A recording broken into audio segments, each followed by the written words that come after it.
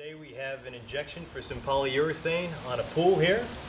We've gone ahead and removed what looks to be the pebble tech and exposed the crack. Today we're going to be injecting the 1510 by SealBoss.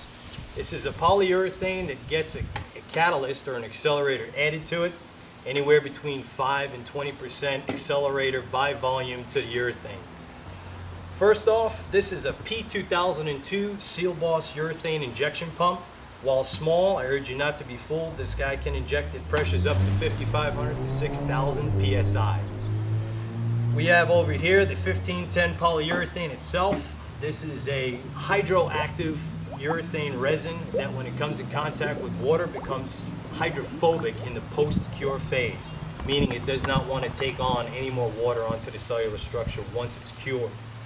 This here is the A15X. This is the 15X accelerator, and like I said earlier, you have to add this to the resin, and once those two are coupled together, you have what's called a catalyzed batch. That's what we're actually going to be putting into the hopper after we mix it up.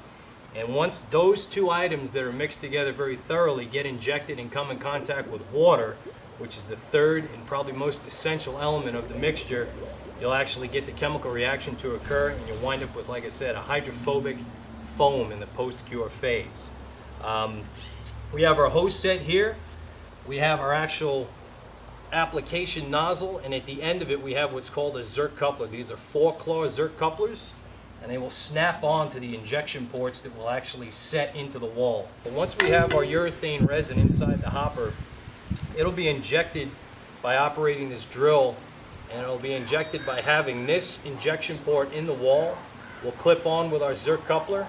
We'll have our valve in the open position, and we'll simply pull the trigger to allow the drill in a clockwise fashion. Very important to have this in a clockwise fashion, not counterclockwise. Operate this piston. This piston will actually drive the material as it feeds down through the hopper, through the front of the pump, through the hose set, out through the applicator, through the zerk coupler, into the port, into the crack, so that it comes in contact with the moisture.